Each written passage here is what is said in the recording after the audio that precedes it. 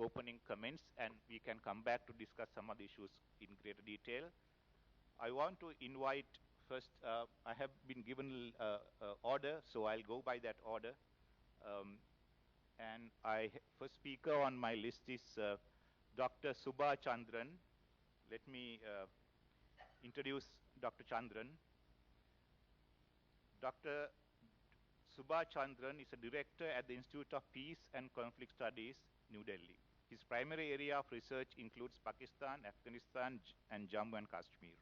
He is currently working on two books titled Gathering Storm, Pakistan in the Next Decade, and State Failure, Fragility and Stability of South Asia.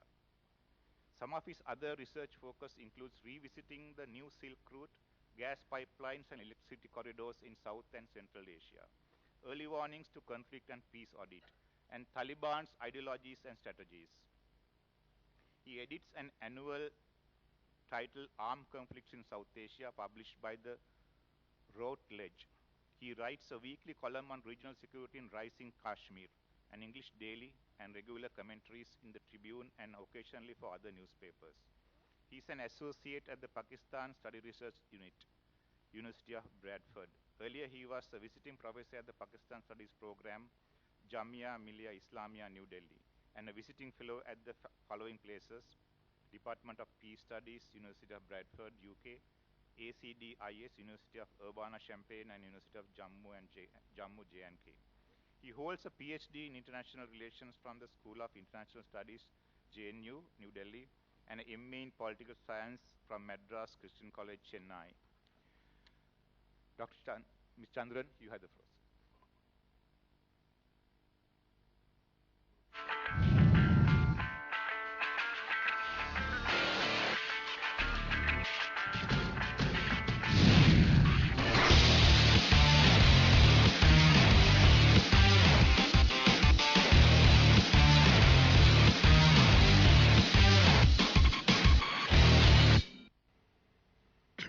Good morning, General, Excellencies, and delegate from all over the world. A warm good morning for all of you. I've been asked to speak on the rise of Sri Lanka, an Indian perspective. So the primary focus of my intervention would be in 3 or 4 parts, looking at how we see developments in this part of the world and what are the challenges and opportunities that we have as a region. As I mentioned, I would like to highlight them in 4 different categories.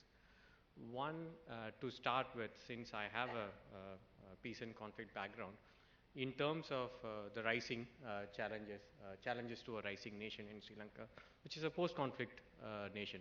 So 3 or 4 points on that issue, based on our own experiences in India and in rest of the region.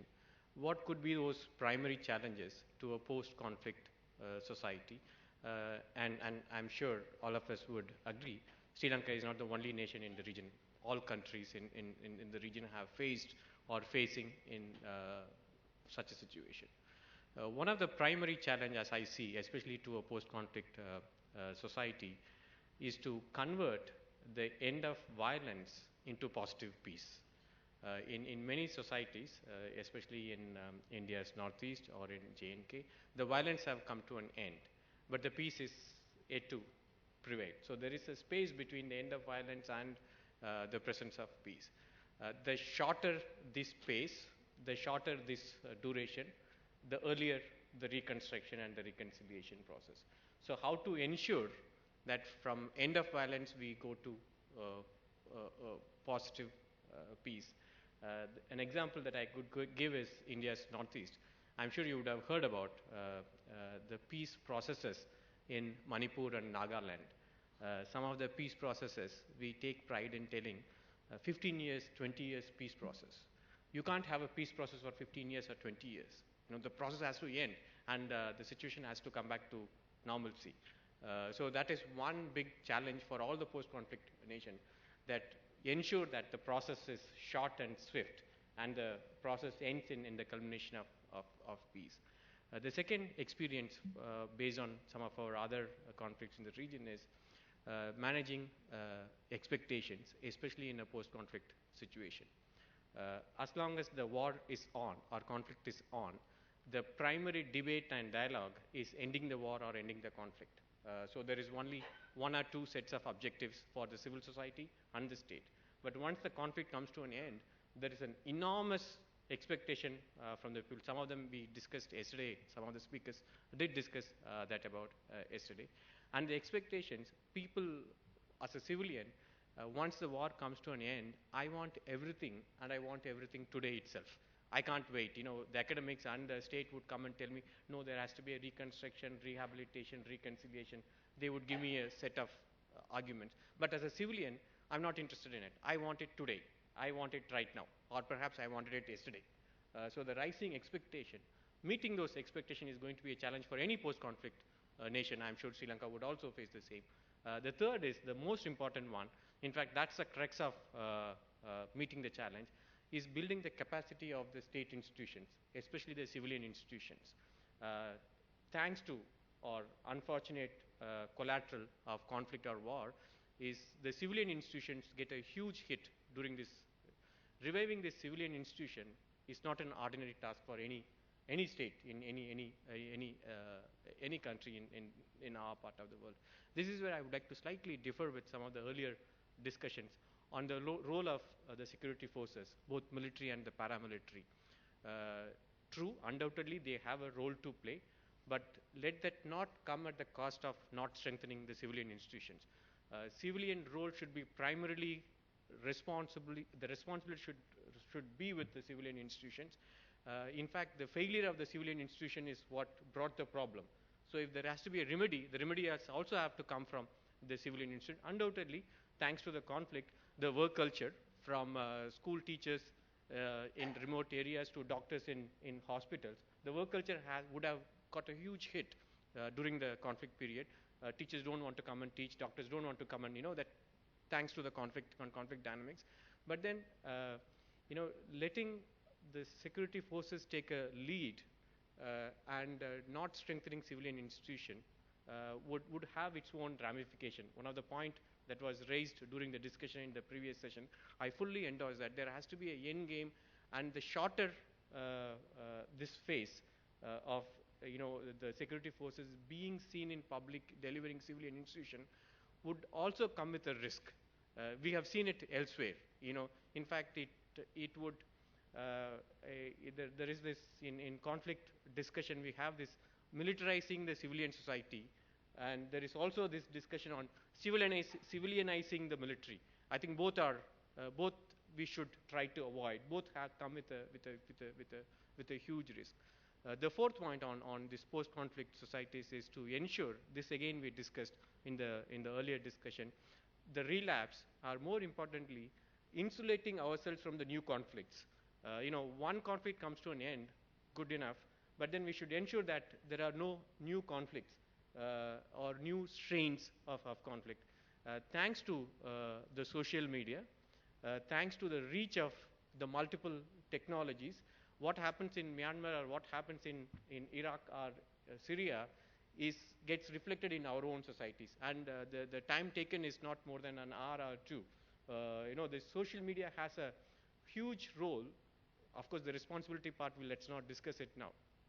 The social medias, the use and abuse of social media in a post-conflict society or even in a conflict society is substantial. I'm sure you would have come across this one single photograph of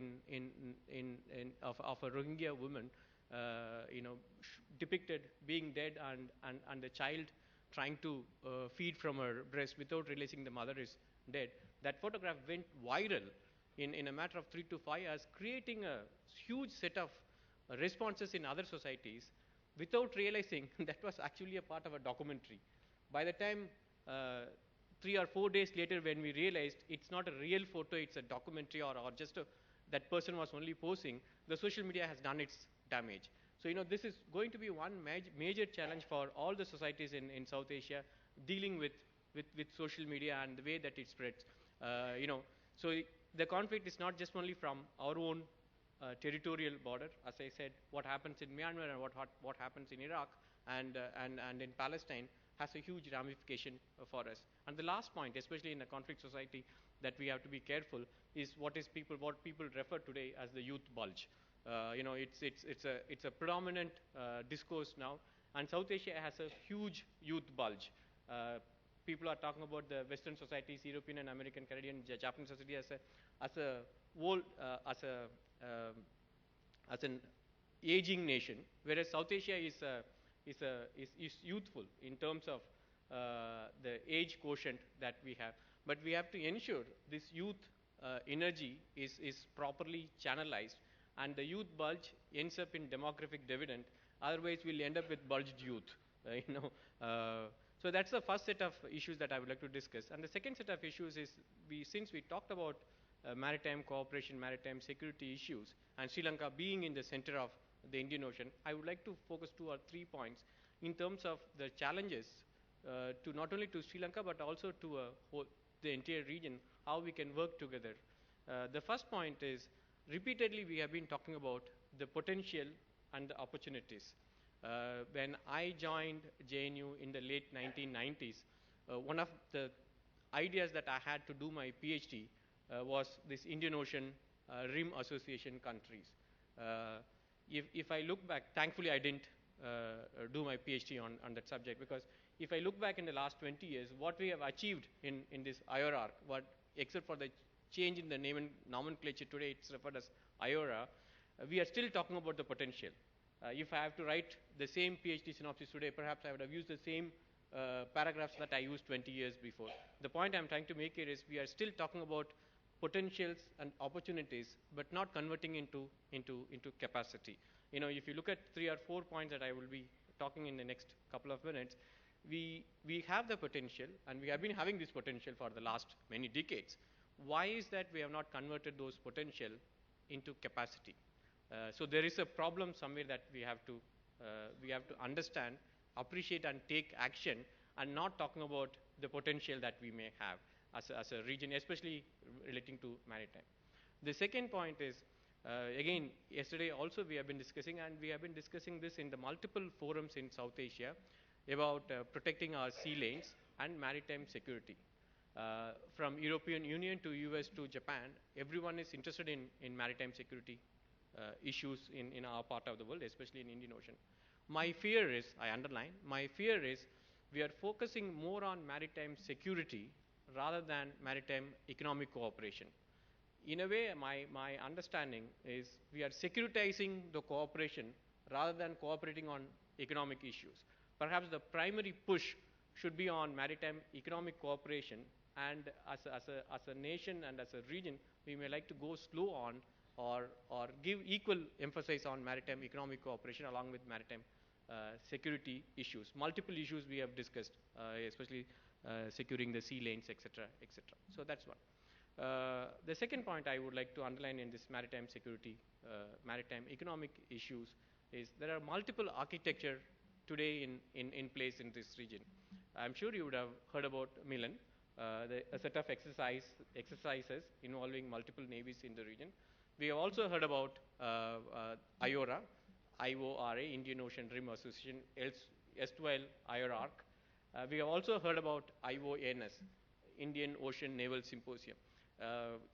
The pace and India is in the process of organizing IOD, Indian Ocean Dialogue, which is going to be held sometime next month. We seem to be in a process to exhaust all the alphabets in terms of finding how we could cooperate in the Indian Ocean. But in terms of what we get out of it at the end of the day, IORA should be the primary focus. The Indian Ocean Rim Association should have been our primary focus, what we have achieved until today in the last 20 years. This is where, again, I would like to submit. We are still talking about the potential. We are still talking about our what we could do, but not delivering it. Perhaps IORA should be the primary focus for our region. Perhaps it should be our security architecture. In this context, perhaps we may also like to be aware. I was quite surprised pleasantly that we didn't focus much on yesterday and today morning as well. The great push from the big powers, US and China. US has its own foreign policy push to this region, the Indo-Pacific, trying to connect the Pacific Ocean with the Indian Ocean, and it's investing substantially economically, politically, and strategically. Similar is the case with China, the Maritime Silk Route, a huge enormous project that they are planning, along with the Northern Sea Route, and investing substantially, politically, economically. Perhaps we should ensure in the Indian Ocean region that there is no maritime Cold War, and we don't become a part of it. We should ensure that we get supported from both sides, or all the major powers, and also ensure that we have our own regional architecture or our own regional push. Perhaps Sri Lanka being the center, it could lead. Since we did talk about the hubs in the last 2 days, perhaps Sri Lanka could take the lead and be the hub in terms of ensuring that there is at least one regional architecture, economic architecture, that shows the way. What could be this economic architecture, or this architecture that Sri Lanka could do? That's my third point. I'll come to that. We have been talking about maritime security cooperation, as I said, with not much emphasis on the marine economy and the marine tourism, or the maritime tourism. Marine economy is not like any other, the regional economy that we have been talking. It has its own pillars. Unfortunately, we have not invested enough. If we have to reap the benefits of the opportunities that we have to invest substantially on what could be the factors that would go into this marine economy. This is one great opportunity. Perhaps we could have this based in Sri Lanka as a regional hub. And the maritime tourism, especially in the Indian Ocean region. We do talk about multiple circuits, we do talk about multiple tourism orbits in our part of the world. Perhaps linking Goa, Kochi, Colombo, Hambantota with Chittagong, and maybe others. We could come up with multiple projects on this, how to link and how to engage. It's only a matter of visioning these one. And that is my last point. I would like to conclude there, where that we talked about knowledge hub, Sri Lanka as a knowledge hub. Perhaps this is where there could be a lead in terms of institutionalizing these ideas, instead of just telling this is what we could do. If you look at the last 2 years, the newspapers, journals, and the magazines, and look at the publications that we have on all these issues, that we will realize we have been talking about the same issues: protecting our sea lanes, maritime piracy, or maritime security, rather than on multiple issues. Since we are talking about a knowledge hub in Sri Lanka, perhaps we could institutionalize multiple institutions. Need not necessarily with only a naval security focus, but also with multiple civilian focuses. Like the points that I made on marine economy or marine tourism and multiple others. We need capacities to work. We need institutions to work. Perhaps, since Sri Lanka is talking about knowledge hub, perhaps we could institutionalize multiple initiatives. And perhaps, and I end with my the last point, which is, since we are talking about a defense seminar 2014, perhaps we could also have a Colombo dialogue on naval issues. Perhaps the Navy could take the lead and bring multiple people like this, and have a larger sustained effort on this. Since I come from Delhi, I'm sure you would like to ask what is India up to on all these issues. I am quite positive. The way that the new government has taken up or showing emphasis on the region. Our Prime Minister, the new Prime Minister, he visited Bhutan and Nepal. Our Foreign Minister visited Bangladesh and Myanmar. It gives me confidence that there is a regional push in India's foreign policy, and I'm hopeful that we would work together. And I'll end there with that positive note. Thank you.